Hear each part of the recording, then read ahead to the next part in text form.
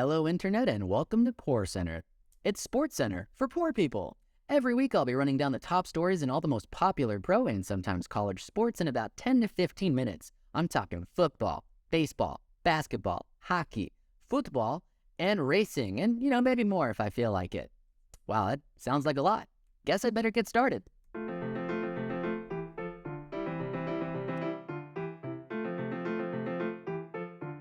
But there's really only two big items to cover in the NFL right now. Aaron Rodgers continues to play the world's most irritating game of will he, won't he leave the Packers for yet another offseason. I swear to God, this is like the third year in a row at least that he's been doing this shit. In terms of actual news, there was a fairly huge trade. The Bears traded the number 1 overall draft pick to the Panthers in exchange for a boatload of draft picks and DJ Moore. Pretty good wide receiver.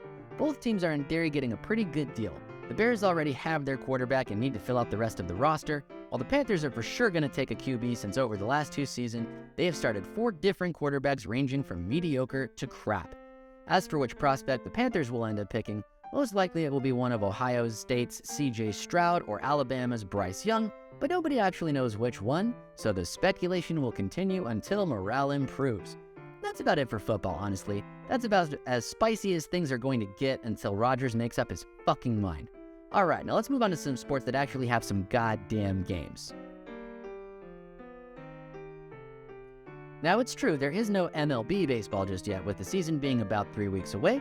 That being said, we do have some real meaningful baseball, courtesy of the World Baseball Classic.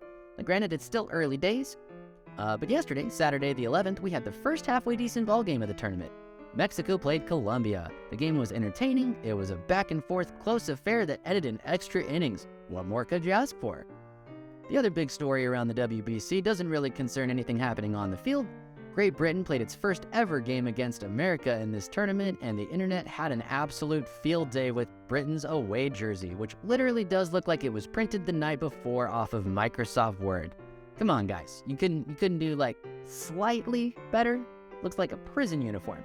Hopefully we see some upsets later in the tournament, but most likely the real action will begin when the knockout rounds start this Wednesday the 15th. Fingers crossed. On to ice hockey. This past Thursday, the Dallas Stars scored 10 fucking goals against a Buffalo Sabres team that finds new and incredible ways to embarrass themselves every damn year. Oddly enough though, this wasn't even the week's most dominant performance. The Avalanche managed to crush the Sharks 6-0 in a game where San Jose managed 13 shots on goal the whole game. Now, for those who aren't big into hockey, 13 shots is, to use highly technical jargon, absolute dog shit. I mean, the Avs literally had 5 goals by the time the Sharks had 2 shots on goal. Of course, the Sharks are tanking for a higher draft pick, but still, god damn. The Bruins continue to dominate the league with 9 wins in their last 10 games, with the Hurricanes, Devils, Maple Leafs, and Golden Knights rounding out the top 5 overall teams, which is to say, as of me talking right now, these are the only teams with at least 40 wins. We will keep an eye on the playoff bubble teams as the season draws closer to the end. With a month to go before the postseason, there's a bit of a gap between the 8-seeded teams and the rest, so hopefully that tightens up because I demand drama. Let's talk NBA. On the court, 3 very large men, Giannis Antetokounmpo, Joel Embiid, and Nikola Jokic, continue to battle it out in the race for the MVP. Ja Morant continues to destroy his life on social media despite having just signed a contract worth almost $200 million. And also, there were some basketball games. The Sixers had the most exciting game of the week, playing at home against the Blazers. Joel Embiid nailed a fadeaway jumper to give the Sixers their first lead of the game with a second left on the clock in the 4th quarter. Embiid has been red hot all week long, stringing together 40-point performance after 40-point performance without really breaking a sweat. The East is currently dominated by the same teams who've been running the conference for years. The Bucks, Celtics, and Sixers continue to be the teams to beat, with the Cavs hot on their heels. The big story here is that the Knicks actually are on track to make the playoffs for only the 2nd time in the last decade, winning games in spite of their idiot man-child owner. The West is totally bonkers. Imagine going back in time 5 years and telling people that the Nuggets, Kings, and Grizzlies would be the top 3 teams in the conference. People would be like, really? You came back in time to give us an NBA update? And seriously, you don't have any stock picks, crypto picks, something I can gamble on? Really? Wow, you're worthless. Anyway, the Grizzlies are holding on to that 3rd seed for dear life, while their best player, Ja Morant, continues to be suspended by his own team after acting like a gangbanger during the team's road trips.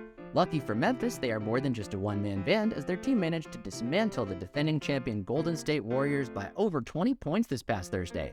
God help the league if Ja can just get his shit together. Like, I know he's 23, but still, imagine making $40 million a year and still feeling the need to do stuff like this. The NBA playoffs start in about a month, so we'll be keeping an eye on the fight for the lower seeds as teams fight like hell for the right to lose in the first round. Woohoo? More importantly, let's talk college ball, because March Madness starts this week. March Madness is the shit. This Thursday, the 16th, will be round 1, and round 1 is the absolute best. It's a literal feast of high-intensity, crazy basketball that manages to deliver upsets, buzzer beaters, and total heartbreak year after year after year.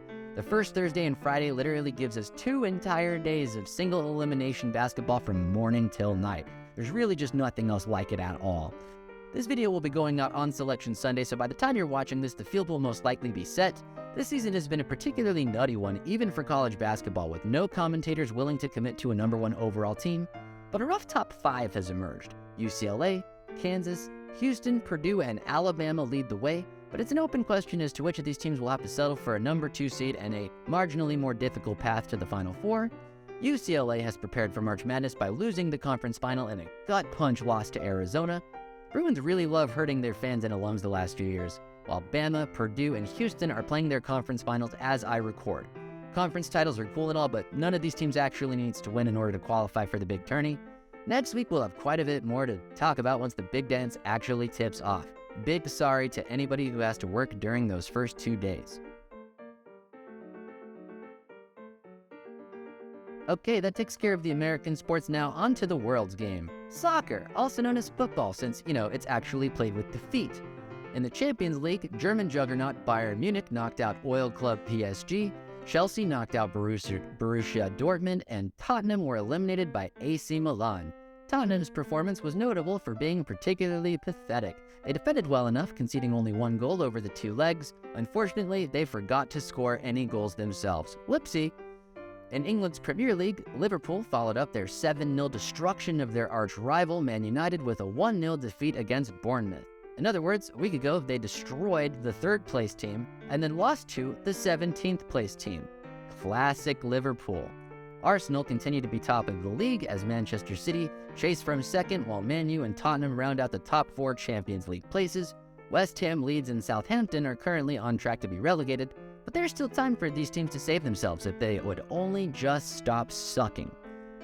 Over in Spain, Barcelona continues to lead La Liga by a healthy margin despite apparently being out of money or something. The management keeps selling off assets for cash and calling it pulling levers, which definitely strikes me as the kind of thing a stable, well-run club would do. Honestly, it's a pretty typical boring year in La Liga with Barcelona and Real Madrid 1 and 2, and Atletico Madrid 3rd. Yawn. That being said, 2 of Spain's biggest clubs outside the top 2, Sevilla and Valencia, might actually get relegated. So that's pretty funny, unless you're a fan of one of those 2 clubs.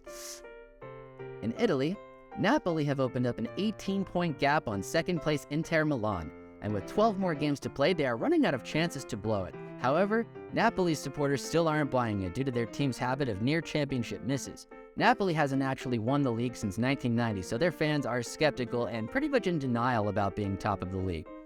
One of the best things about this Napoli squad is that one of their players is an absolute nightmare for commentators, Ivica Kvaratskhelia.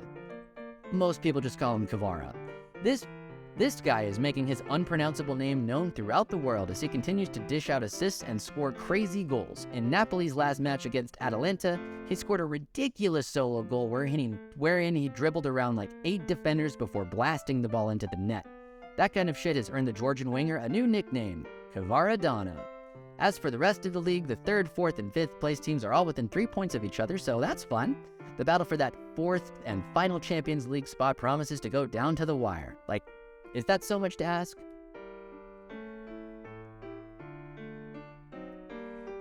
Alright, let's talk racing. Last week in Formula 1, Fernando Alonso shocked the motorsport world by grabbing a podium place at the age of 41.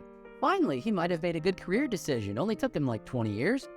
Max Verstappen and his Red Bull teammate Sergio Perez absolutely ran away with 1st and 2nd, which could spell trouble and indicate a lack of drama at the top of F1 this year. Mercedes, who dominated F1 for 8 goddamn years, put out a letter to fans telling the world, "We got the car wrong this year.